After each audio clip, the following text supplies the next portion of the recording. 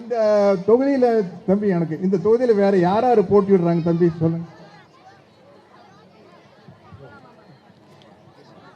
அத சொன்னாரு தம்பி விஜய் போட்டியிடுறாரு.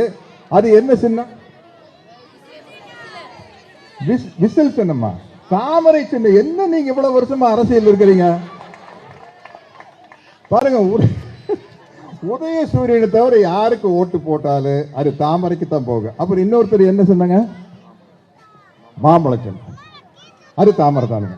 அப்புறம் இன்னொன்னுங்க, ஆமா மெயின் கண்டென்ட் அவ்வளவுதான். ஸோ நீங்க யாருக்கு ஓட்டு போட்டாலும் ஒரு தாமரைக்கு தாங்க போகும். அதனால தயவு செய்து அவங்க எங்கேயோ டெல்லியில் உட்காந்துருக்கிறாங்க.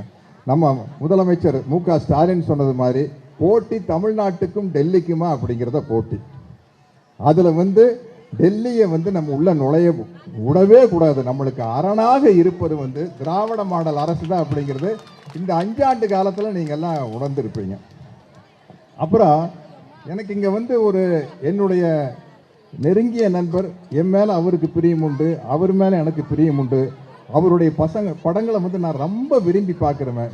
என்னுடைய அன்பு தம்பி விஜய் அவர்கள் இன்னைக்கு இப்போ கில்லி மறுபடியும் வந்தப்போ கூட நான் என் பேர பசங்களோடு உட்கார்ந்து அந்த படத்தை மறுபடியும் பார்த்து ரசித்தேன். அப்பேற்பட்ட தம்பி, அதில் எந்த விதமான சந்தேகம் கிடையாது. ஆனால் ஒருத்தரை எதுக்காக பிடிக்குது அப்படின்னு நாம் தெரிஞ்சு வச்சுக்கணுங்க. இப்போ மகாத்மா காந்தி எல்லாருக்கும் பிடிக்கும். ஏன் பிடிக்கும்? நம்ம இந்தியாவுக்கு சுதந்திரம் வாங்கி கொடுத்தார்.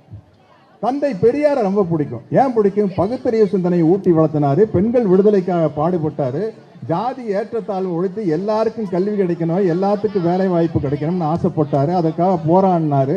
அதற்காக தந்தை பெரியாரை பிடிக்கும். அந்த தந்தை பெரியாரின் வழிவந்த பேரறிஞர் அண்ணாவே அதே காரணத்துக்காகத்தான் பிடிக்கும். டாக்டர் கலைஞர் அவர்களும் நம்ம சமூகத்துக்காக போராடினாருங்கிறது காரணத்துக்காகத்தான் பிடிக்கும். இப்பொழுது முதலமைச்சராக இருக்கும் நம்முடைய மு.க. ஸ்டாலின் அவர்கள் நமக்காக போராடுறாருங்கிற ஒரு காரணத்துக்காகத்தான் அவங்களை பிடிக்கும். அதனால நமக்கு ஒரு விஷயத்துல யாரை எதுக்கு பிடிக்குமோ அவங்க அங்கேயே இருந்தா தான் நல்லது, நம்மளுக்கு நல்லது இல்லையா? இப்போ அன்பு தம்பி விஜய் நம்மளுக்கெல்லாம் ஏன் பிடிக்கும்? நல்லா யோசிங்க. ஏன் பிடிக்கும்? அழகா இருக்கிறாரு, சூப்பரா டான்ஸ் ஆடுறாரு, சூப்பரா ஃபைட் பண்றாரு, அவர் படங்கள்லாம் பார்த்தா ஜாலியா இருக்கும். அதனால நம்மளுக்கு அவரை பிடிக்குது. அப்ப நம்ம என்ன செய்யணும்? அவர் சினிமாலேயே நடிச்சிட்டு இருக்கிற மாதிரி பண்ணணும்.